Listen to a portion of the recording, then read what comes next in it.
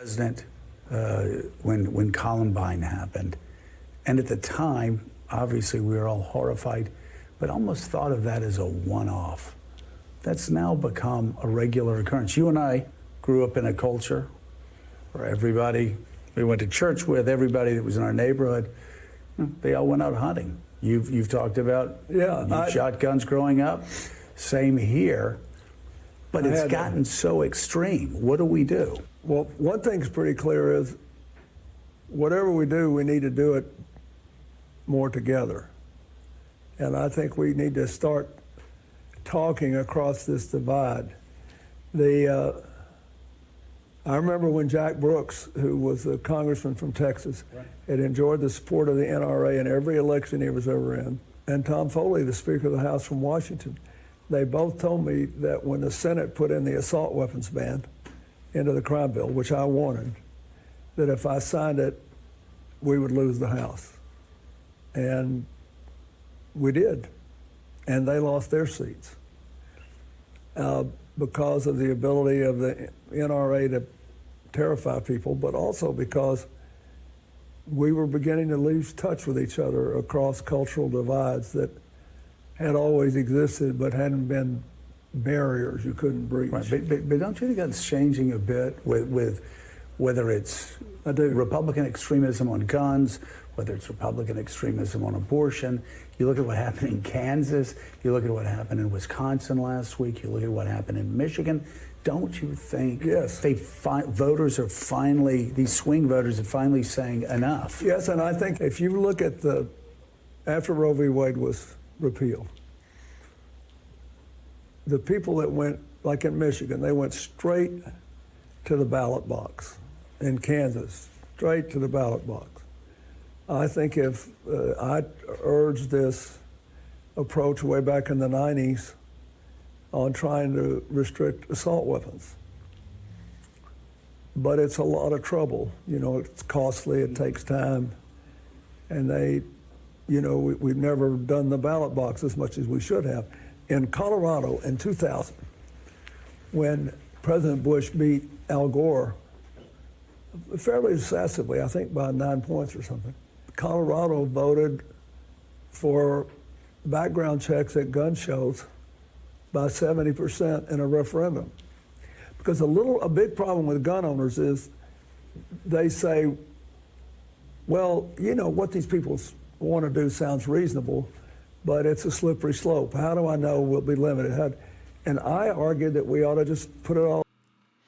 Hello, everybody. Welcome back, everyone. Welcome back, one and all, to the Dr. Nasir Shaikh Show. What's on tap for today was, you saw by the video here, it is about the confession, right? This was supposed to be an interview that Bill Clinton was going to do, and he was basically going to make a huge confession, right? So we're wondering, is it going to be about, Jeffrey Epstein or Epstein Island?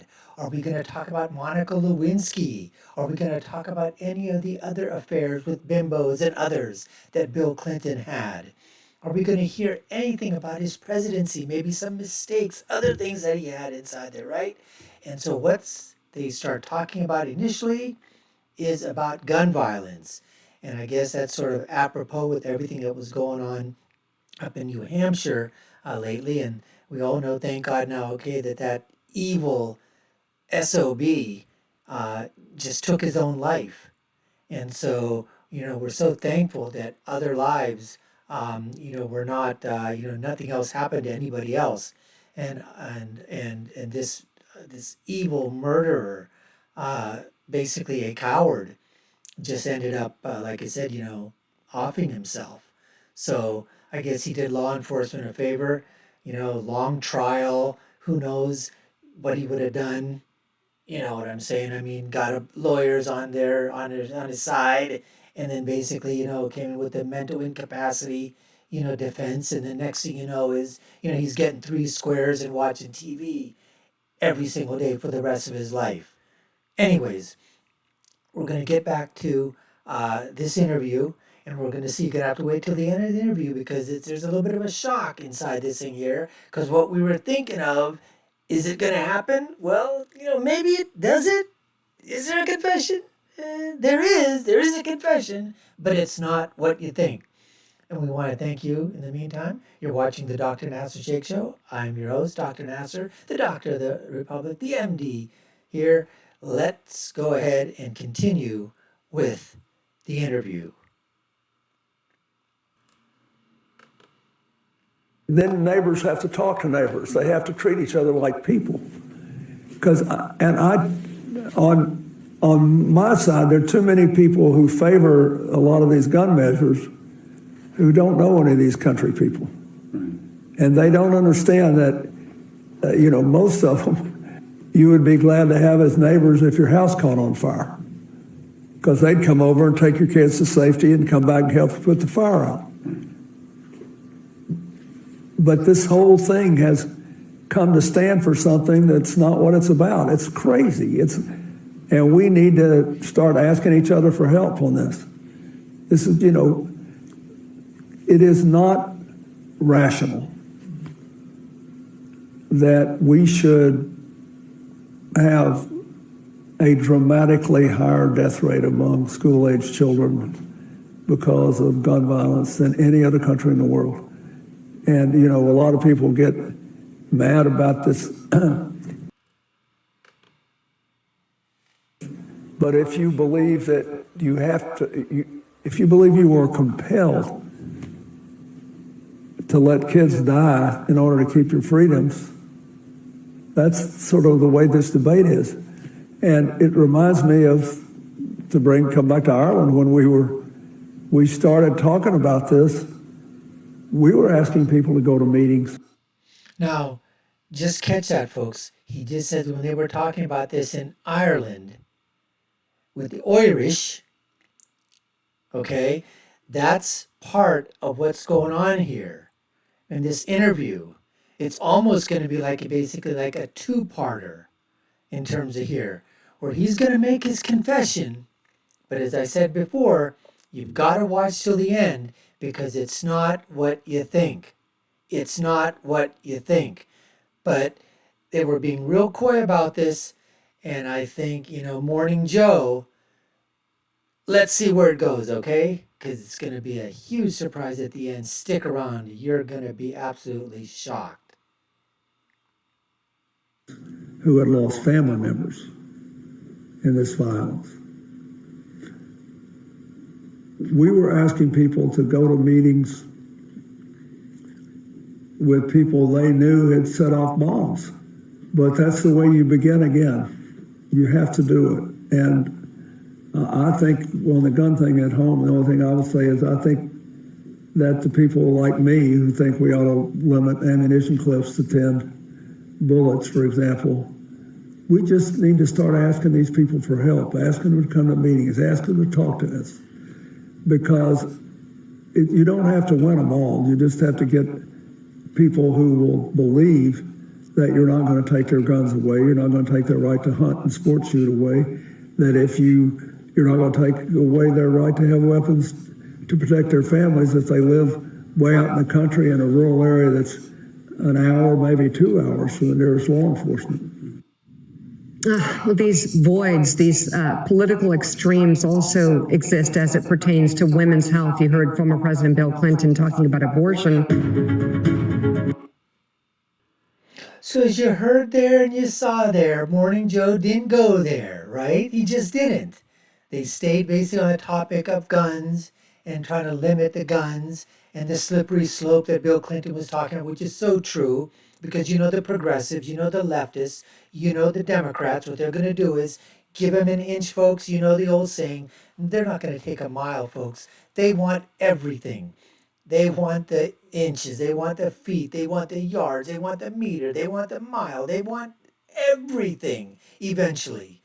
Because if you let them in, you get the foot in the door, that door is going to be able to be broken wide open eventually. But as you can see here, it's not like what we had anticipated, right? Because that's what they basically built this whole thing as. This was going to be an interview that Bill Clinton gave it up. He had the big confession. So what was it? Well, the clue is when he said that the talks in Ireland when they were over there. Well, this was the interview that he did in Ireland with the Irish. And they said, you know what? It's 30 years. So what's a big confession going to be?